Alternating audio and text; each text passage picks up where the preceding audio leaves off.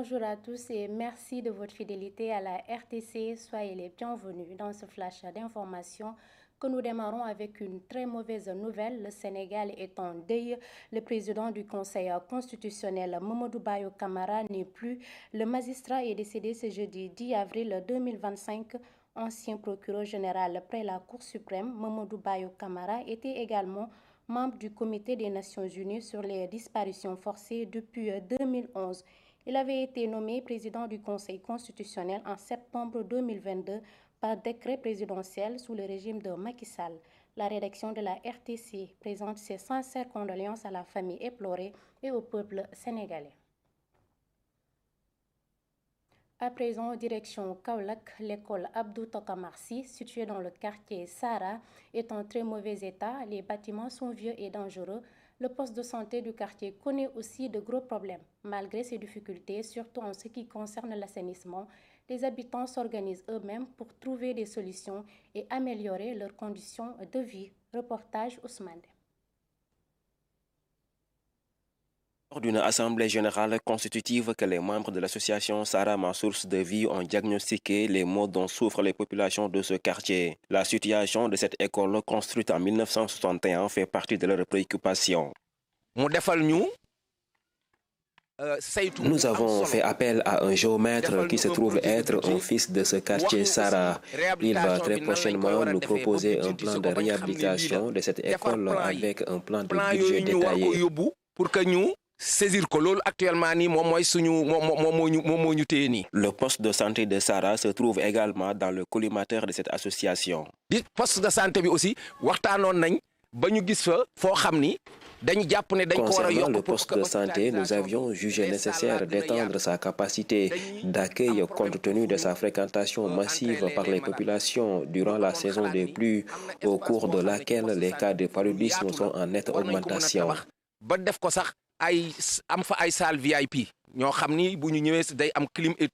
Les habitants de Sara ne sont pas épargnés par les inondations. C'est pour cette raison qu'ils comptent prendre à bras le corps cette question. Le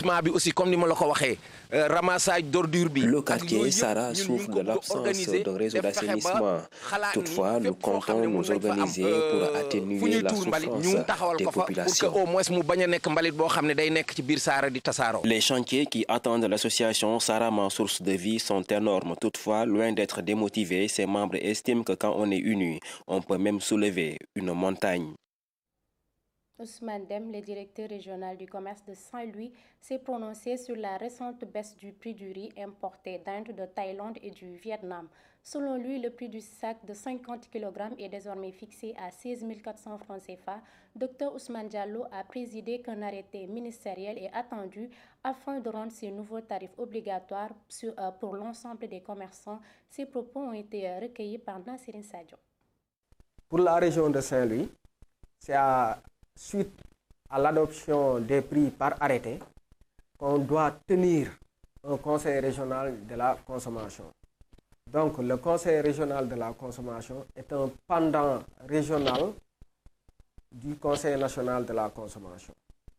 Maintenant, dans la mesure où un arrêté n'a pas été encore adopté par le ministre, il ne peut pas y avoir d'application obligatoire des prix, quelle que soit la situation.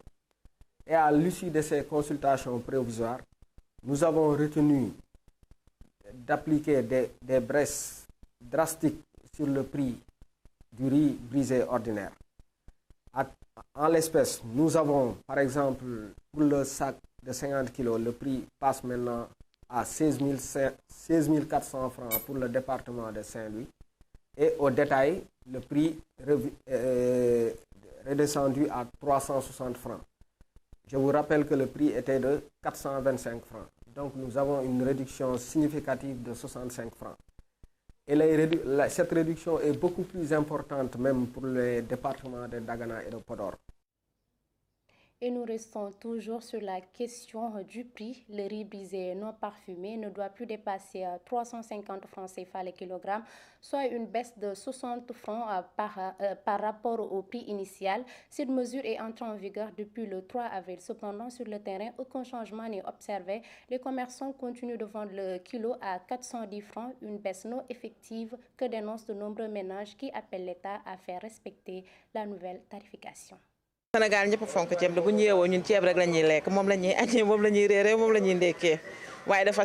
riz est un aliment de base qui rythme le quotidien de nombreux ménages. Chaque jour, il est présent dans presque tous les plats, mais sa cherté pèse lourdement sur le budget des foyers. Pour y remédier, une nouvelle structuration du tarif du riz non parfumé est entrée en vigueur depuis le 3 avril, dans le but de soulager les consommateurs. Cette décision est vraiment la bienvenue, car la vie est devenue trop chère. On dépense tout ce qu'on a en une seule journée. Les prix sont élevés partout. Le sac de riz qui coûtait 9 000 francs est maintenant vendu à 13 000 francs CFA. Cependant, cette mesure n'est pas appliquée sur le terrain, comme le constate cette mère de famille.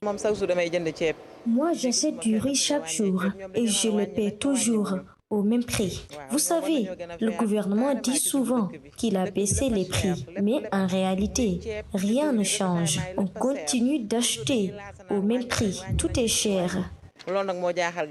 Du côté des revendeurs, la baisse n'est toujours pas effective. Pourquoi? Barry, un boutiquier de quartier, tente d'expliquer. Le gouvernement nous a informés, nous les Sénégalais soi-disant, qu'ils ont diminué le prix des marchandises, mais bon, c'est contraire à ce que les Sénégalais sont en train de vivre. Parce que nous, boutiquiers, nous partons au marché, nous achetons, mais jusqu'à présent à des prix. Le prix n'a pas changé jusqu'à présent et nous continuons à acheter avec le même prix. Malgré la diminution annoncée du prix du riz non parfumé, basé de 410 à 350 francs CFA le kilo, les ménages sénégalais, surtout les plus vulnérables, continuent de faire face à la réticence des commerçants à respecter le tarif fixé. Il revient désormais aux autorités de veiller à l'application stricte de la réglementation en vigueur.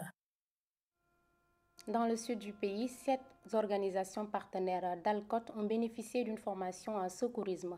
Cette session visait plutôt à renforcer leur capacité d'intervention en cas d'urgence lors des opérations de reboisement de la mangrove. Des participants venus de différentes localités de la région de Ziguinchor ont pris l'engagement de mieux protéger leur communauté. Ginette Badji, compte rendu. Ils sont une vingtaine de participants issus de cette organisation partenaire d'Alcott à être formés pendant 2 jours aux gestes de premier secours, à la gestion des situations d'urgence et aux techniques de sauvetage. Un seul objectif, être prêt à intervenir rapidement et efficacement. Aujourd'hui, nous avons organisé un atelier de formation sur les premiers gestes de secours parce que nous avons constaté que dans les activités de reboisement de mangrove, il peut survenir des accidents.